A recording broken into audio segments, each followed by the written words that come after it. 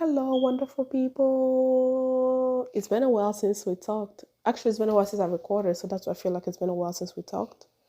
Because I recorded last week and my the couple last episode that I've done, I've been recording back to back to back. But then I took a week off. So I'm recording this now. Hi, how are you? Welcome back. Thank you for being here. Oh my god. So, guys, I've been thinking about this topic forever. And I remember in the last episode, if you listen to Coming to America, one of the stories that I talked about was dating, right? So I thought maybe let me dive deeper into the topic of dating when you are an African girl, especially when you're a Congolese. Whew, that's that should be a thesis on its own. Let's get into it, y'all. So, how do Congolese people date? If you listen to my last episode, I remember telling the story of like, my friends being 14, having boyfriends and everything, na. I don't even know. I don't even think I knew. Or I don't even think I would have known what the word boyfriend was if we were not in America. Because it is unthinkable for a teenager to have a boyfriend in a Congolese household. That does not exist.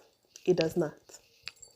It is unthinkable. Like, I try to picture my life in Africa. Like, what would have happened? Would I even known about boys? Because when I tell you men conversations do not happen, it's funny because like your parents tell you like, yeah, you need to learn to wash the dishes because when you get married, like you hear the when you get married part. You don't hear dating. You don't hear having a boyfriend. So the mind, and I remember one time asking my mom, I was like, how even married? Like, she was like, I don't even remember how the conversation was, but she's like, yeah, well, you're going to date your husband. How? So I was looking at her like, so we're going to get married. So I'm going to meet a guy. We get married the second day and then we start dating. Like, when I tell you that conversation doesn't happen, you have no idea. You need to learn how to cook because you're going to feed your husband. You need to learn how to do the dishes because you're going to clean your husband's dishes.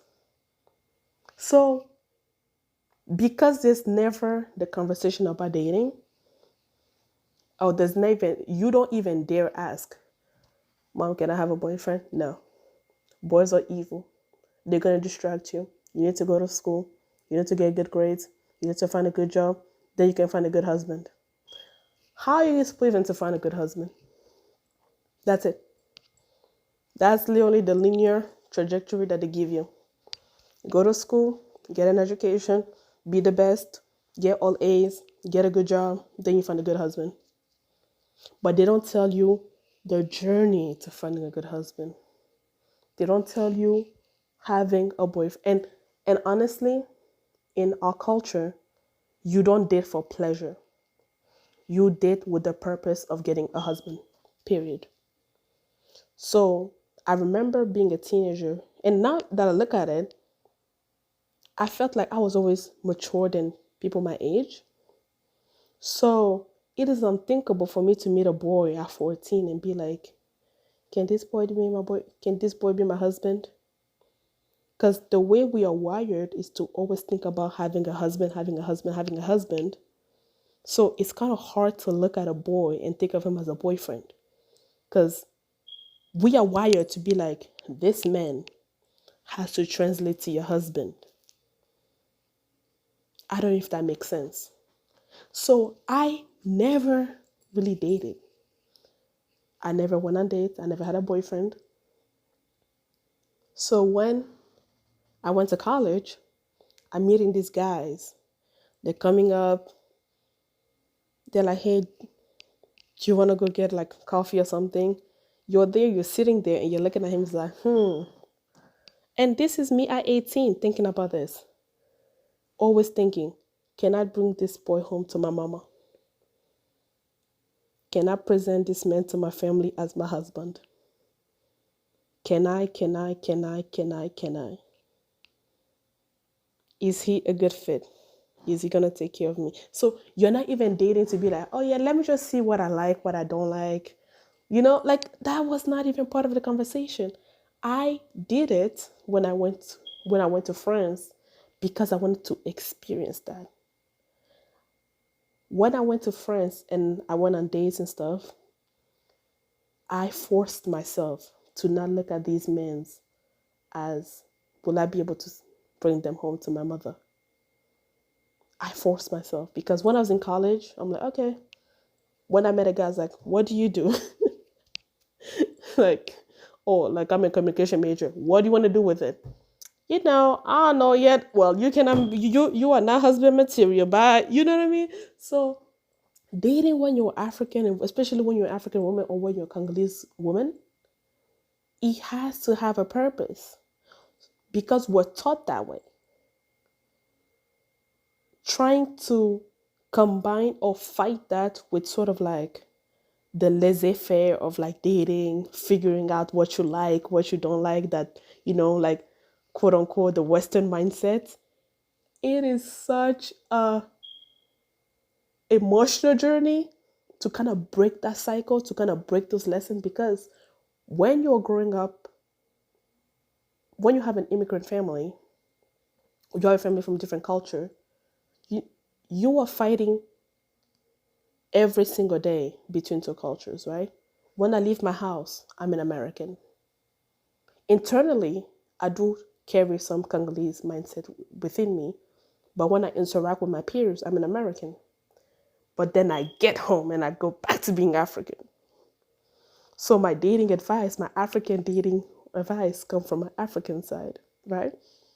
So when I'm going to meet American men who are 18, they think that they should date for fun. They don't think that they should be dating for marriage. Like, they are taught that you need to figure out yourself. You are still young at 18, you are still young at 19, you're still young at 25 even. And I'm like, fool, I've been old since I was 3 years old. I've been old.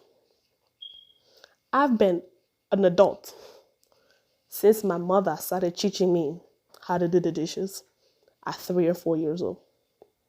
So I don't know how you're going to be 18 and be a kid to me. I do not know.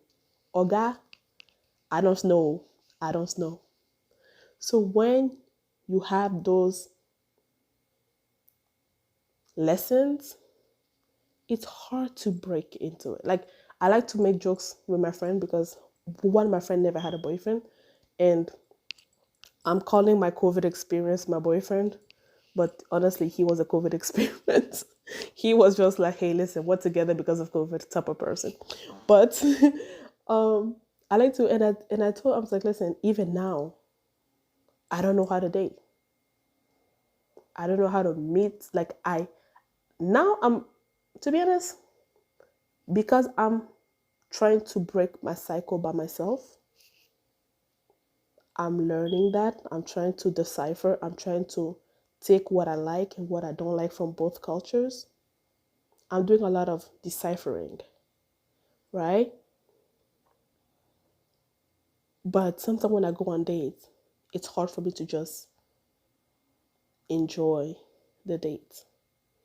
I'm sitting there thinking, do you have a job that will provide? Do you have the character that I can show my mama that says that this is the man who's gonna take care of me? Do you, do you, do you, do you, do you, do you, do you, do you, do you?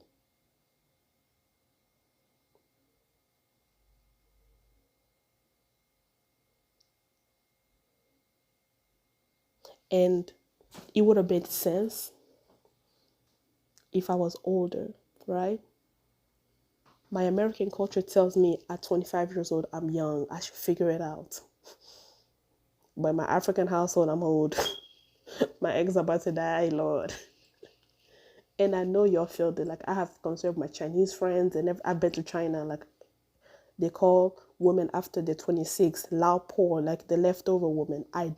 So this is not just a African and Congolese thing. I know there's a global commentary to make about women and dating,